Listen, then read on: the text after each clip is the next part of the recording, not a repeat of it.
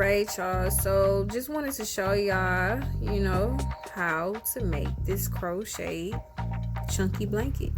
So this thing that I'm wagging at you right now, that is considered the tail in crochet terms. I'm going to be using crochet terms.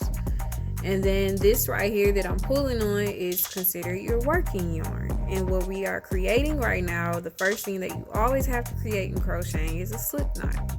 So you will put your tail over your working yarn, like on the front of it, and then pull your working yarn through that hole.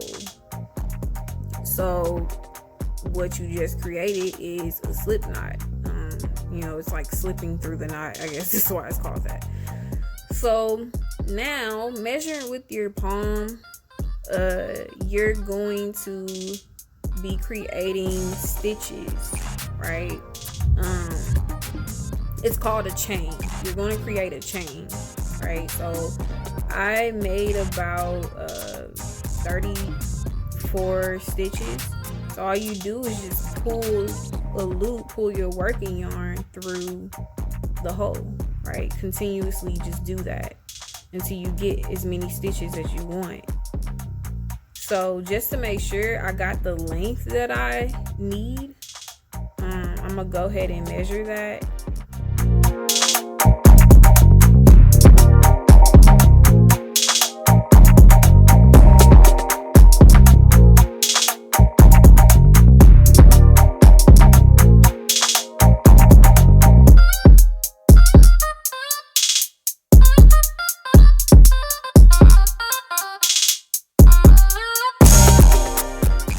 Now what you're gonna do, you're creating your first row. So the thing I'm putting my finger through, that is what you're going to be putting your loops through. You're putting your loops through that top part of your stitch, right? Stitches look like braids, right? They're little bees.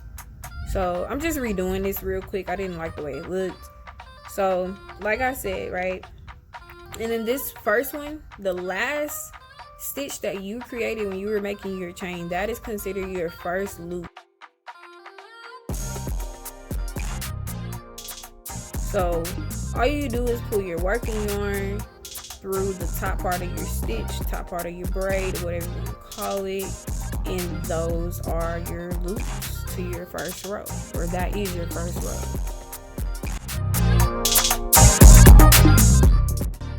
You do not have to use this method that I'm using. Do not measure with your hand. I honestly would suggest that you don't do that. You're probably losing yarn when you're making these big of a loops. So done with that. So you're going to be doing the same thing, except this time you're not working with your chain anymore. You're not working with your stitches. Now you're just pulling loops through the previous loops, right? You're making your second row on top of your first row.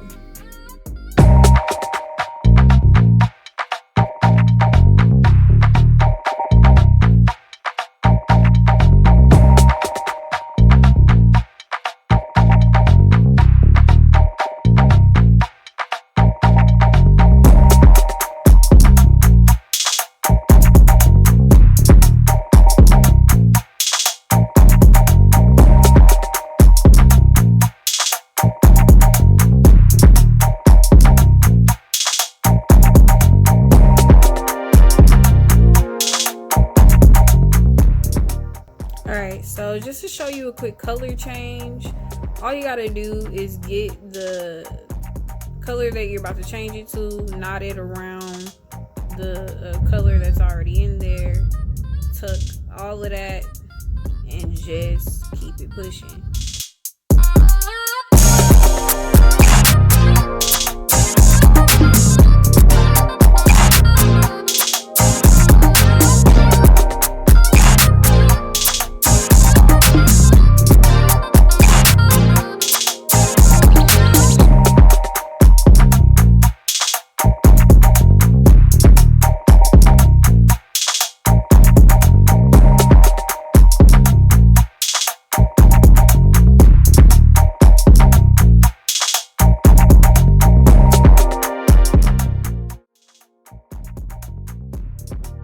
Okay, so now I'm showing you how to top it off, close it off, whatever you want to call it.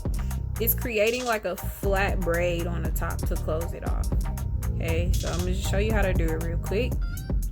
So you're creating your new row, right? Pulling the loop through your last previous loop, and then you're going to create a second loop. And then what you're going to do is you're going to take that second loop and you're going to insert it into the first loop, and it's laying that first loop down. Okay,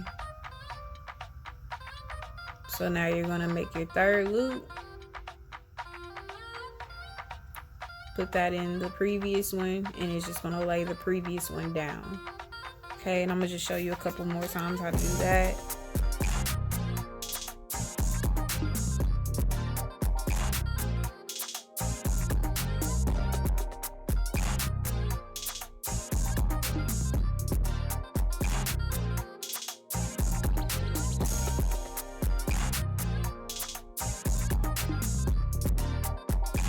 So when you're running out of yarn, just use as little as possible.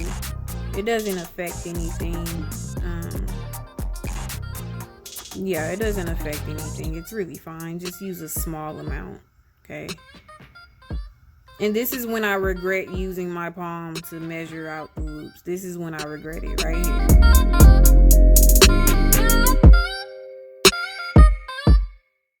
Okay, so that is our last loop.